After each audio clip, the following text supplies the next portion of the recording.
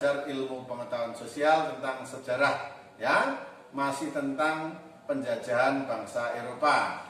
Anak-anakku, minggu yang lalu kita sudah belajar penjajahan bangsa Portugis, Spanyol, dan VOC. Kita akan lanjutkan pada masa penjajahan Belanda. Ingat mengapa diserahkan kepada Belanda? Karena VOC bangkrut. Kita kemarin sudah belajar mengapa VOC bangkrut. Yang pertama atau yang utama karena korupsi di antara pedagang VOC, ya. Yang kedua, perang dengan raja-raja daerah yang menguras biaya VOC.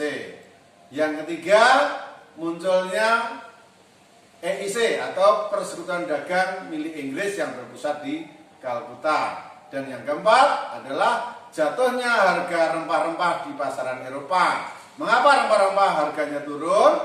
Karena negara-negara lain selain Belanda sudah menemukan rempah-rempah di wilayah lain. Itulah yang menyebabkan VOC bangkrut dan Indonesia menjadi jajahan Belanda. Nah, hari ini kita akan ikut merasakan penderitaan nenek moyang kita pada masa penjajahan Belanda. Mari kita simak penjelasan berikut. Anak-anak, setelah VOC bangkrut, Indonesia menjadi jajahan langsung pemerintahan kerajaan Belanda, yaitu pada tahun 1799 sampai 1942. Karena 1942 Indonesia diduduki oleh Jepang. Oke. Kemudian pada tahun 1800-an itu di Eropa terjadi perang Napoleon atau Napoleon Bonaparte, ya. Itu adalah pemimpin Prancis, ya. Lawan utamanya adalah Inggris. Napoleon berhasil menguasai atau mengalahkan Belanda, sehingga saat itu Belanda menjadi jajahan Perancis. Napoleon menempatkan adiknya yang namanya Louis Napoleon menjadi pemimpin Belanda. Kemudian Louis Napoleon mengutus Herman William Daendels menjadi gubernur jenderal Hindia Belanda di Indonesia.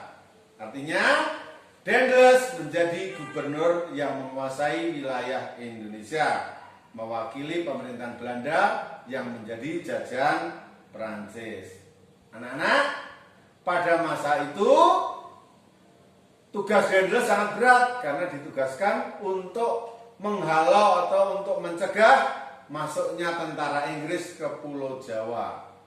Dan krisis keuangan di Belanda waktu itu membuat Daendels harus bekerja keras. Apa yang dilakukan Daendels?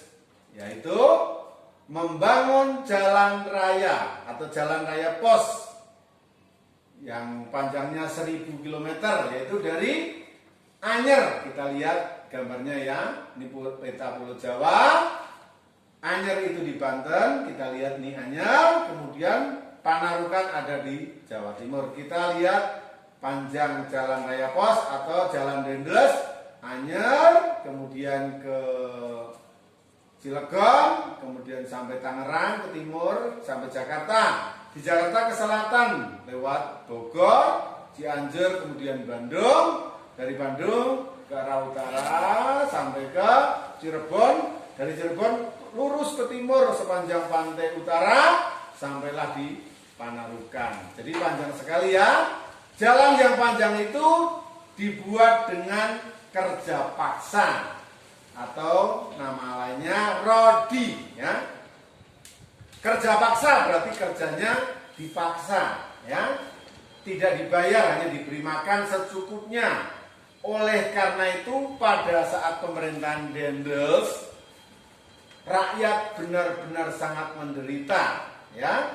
Karena dipaksa untuk membuat jalan raya yang sangat panjang, terutama rakyat-rakyat yang ada di daerah yang dilewati jalan pos tersebut.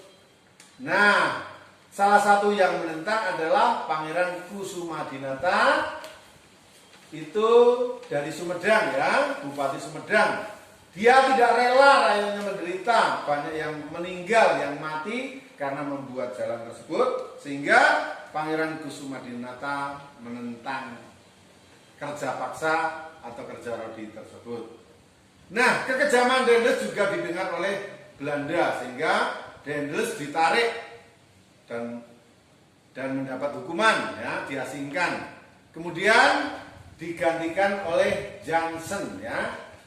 Jansen menggantikan Daendels menjadi gubernur jenderal di Indonesia. Tugasnya juga mempertahankan Pulau Jawa.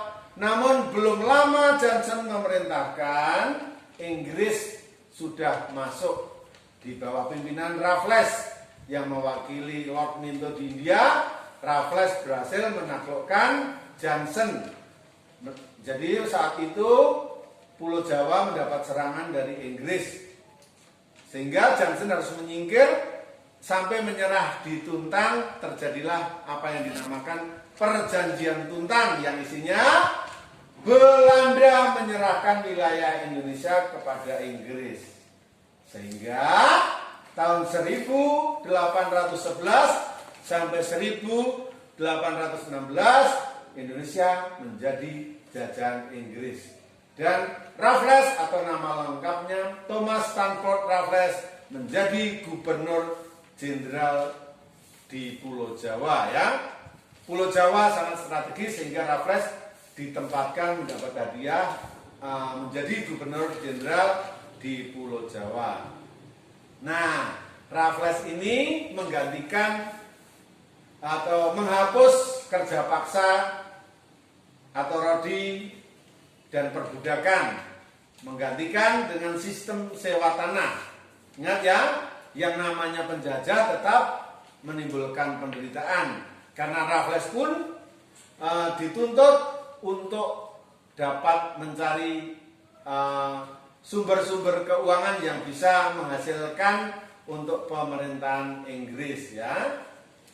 Sebenarnya Raffles ini sangat cenderung memperhatikan kebudayaan, maka Raffles banyak menulis cerita-cerita tentang penduduk di Jawa. Antara lain dia menuliskan buku History of Java.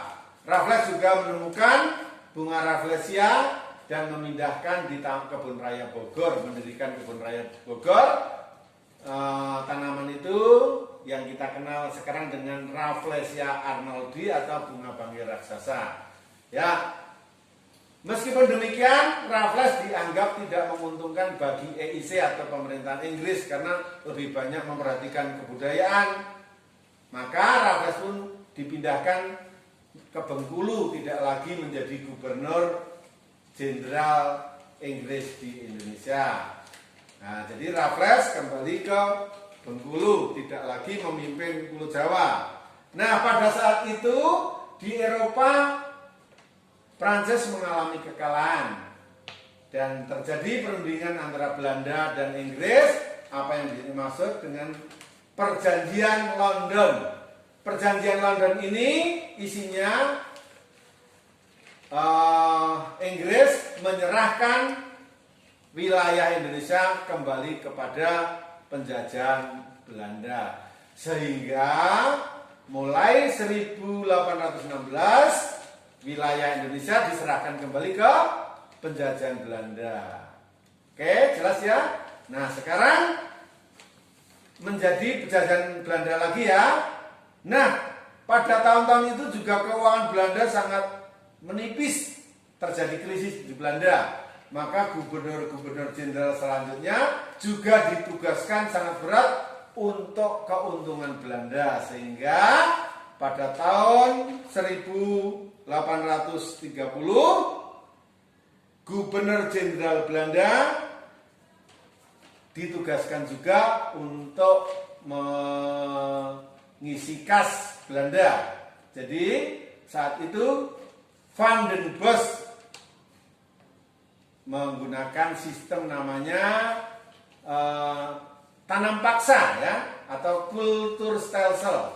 Jadi Van den Bosch ini mencetuskan tanam paksa. Tujuannya apa? Yaitu untuk mengisi kas Belanda atau keuangan Belanda yang habis digunakan untuk perang. Apa ketentuan dalam tanam paksa? Ya, yang pertama, ya Pak Guru jelaskan ya, tanam paksa itu penduduk Indonesia diwajibkan menanam tanaman yang hasilnya laku di pasaran Eropa, karena tujuannya untuk Belanda. Jadi penduduk Indonesia diwajibkan menanam tanaman yang laku di pasaran Eropa. Nah, ketentuan tanam paksa antara lain, yang pertama, tanah yang digunakan itu 20% atau 1/5 dari tanah yang dimiliki oleh rakyat.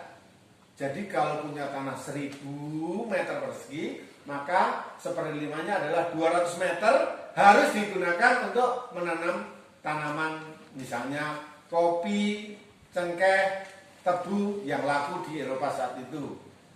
Jadi ini merugikan karena rakyat yang seharusnya menanam tanaman pokok yaitu padi, 1/5 digunakan untuk tanam paksa. Yang kedua, pekerjaan yang dilakukan untuk tanam paksa tidak boleh melebihi pekerjaan untuk tanaman pokok. Kelihatannya bagus, jadi pekerjaannya jangan banyak-banyak ya. Kalau pekerjaannya 8 jam sehari untuk nanam padi, tanam paksanya mungkin hanya 2 jam, tidak boleh lebih. Tuh. Yang ketiga, tanah yang digunakan untuk tanam paksa bebas pajak ya. Jadi 1/5 tanah tadi tidak perlu membayar pajak. Sekali lagi kelihatannya menarik ya, tapi nanti kita perhatikan ya.